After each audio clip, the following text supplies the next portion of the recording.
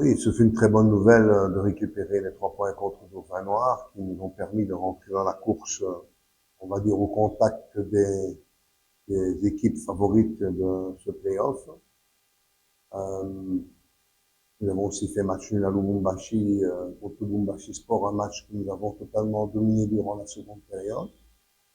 Et bien sûr, je remercie Amina Foot et les personnes qui ont pris une décision, je pense, pas uniquement nous concernant, mais concernant les équipes qui avaient affronté Dauphin Noir, qui avait malheureusement pour eux ni un joueur qui n'était pas qualifié, puisque Vita aussi et Mazembe ont récupéré des points. Donc, sinon pour le reste, ben, on a fait un très très bon match à Lobosco.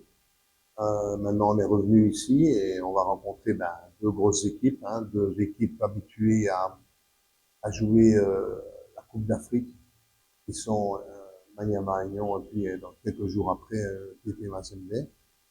On se doute que ça va être des challenges très difficiles, mais j'espère que mes garçons prendront ça comme un défi très important pour eux et j'espère qu'ils vont répondre positivement sur le terrain. J'ai étudié l'Aigle du Congo, donc je ne peux pas débarquer quelque part comme un aventurier, comme vous dites, et arriver et venir dire je suis entraîneur professionnel et je ne connais rien sur le championnat. Donc, j'étais obligé de me renseigner le mieux que je pouvais sur le club des Aigles du Congo et sur les futurs adversaires que nous continuons à suivre, bien sûr, au fur et à mesure des matchs qu'ils jouent, puisque, par exemple, Maniama Union change assez souvent son système de jeu, un peu ses joueurs, quelquefois par obligation, comme avec les blessures de leur capitaine, leurs deux défenseurs centraux. Donc voilà, oui, on connaît Maniama Union, comme Maniama Union, on connaît on étudie, on fait des vidéos, analyse de tout cela, on essaie de travailler le plus professionnellement possible avec les moyens du bord et bien entendu tout cela pour non pas s'adapter à l'adversaire, mais tout simplement pour fournir le plus de renseignements possible à nos joueurs pour qu'ils essayent de donner la meilleure éthique possible sur le terrain. Après les 7 points qu'on a eu ou qu'on vient de recevoir ou qu'on a gagné, vous l'interprétez comme vous le voulez. L'important, ce sont les mathématiques. Je pense que le moral doit être au beau fixe. Maintenant, Maniema Union, comme je dis, se doit d'être respecté, car c'est une équipe qui a l'expérience, avec beaucoup de joueurs d'expérience, dirigée par mon ancien président, le général Tambofort Amissi, et qui lui aussi a plein d'expérience du football de la RDC. Donc voilà, et le coach est certainement un bon coach, Patrick Moto, et aussi un coach d'expérience, ancien joueur. Donc nous abordons ça avec un bon moral, mais j'espère, comme je vous l'ai dit, qu'on va faire vraiment bonne figure face à cette équipe, car vous vous doutez bien que si nous arrivions à faire un très bon résultat contre cette équipe, ça boosterait encore le moral, ça donnerait encore un plus mentalement à nos joueurs et moralement à nos jeunes joueurs. Il y a juste Shadrach qui n'est pas disponible. Pour le reste, ça va. Il y a eu un petit bobo hier à l'entraînement, mais je pense, après ce que Physio m'a dit tout à l'heure, que le garçon devrait participer à l'entraînement de tout à l'heure. Donc voilà, c'est une bonne nouvelle, car c'est un joueur que j'estime être important pour l'équipe. Sinon, tout le monde est disponible. Au niveau des blessures, oui. Parler de maintien, parce qu'un maintien, c'est quand une équipe doit se sauver de la relégation.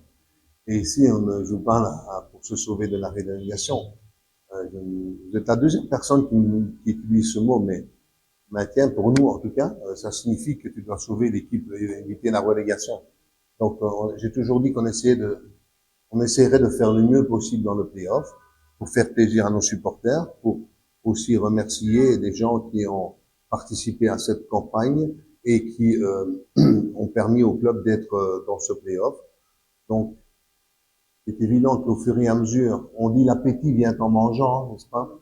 Donc, au fur et à mesure qu'on engrange les points, ben, bien sûr que certainement, intérieurement, peut-être que les joueurs vont vouloir encore plus. Et je pense que c'est bien pour eux. C'est une bonne école, c'est un bon challenge que de vouloir prouver à tout le monde qu'ils sont capables d'affronter les grosses équipes, entre guillemets, du pays.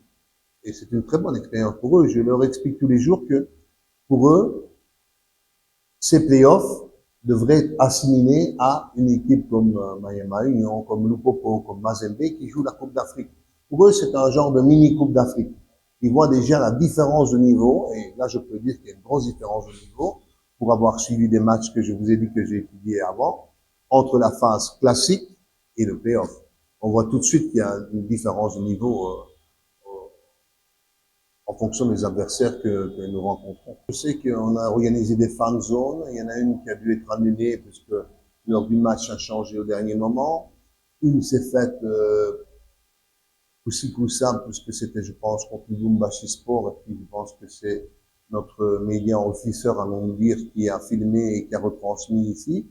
Je pense que les Aigles du Congo commencent à avoir de plus en plus de supporters, de sympathisants, pas encore comme les gros clubs qui ont un grand background, comme on dit, un grand passé.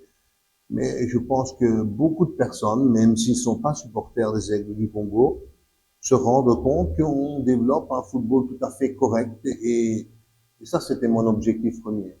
Essayer de faire évoluer les joueurs, de les améliorer et de développer un football intéressant.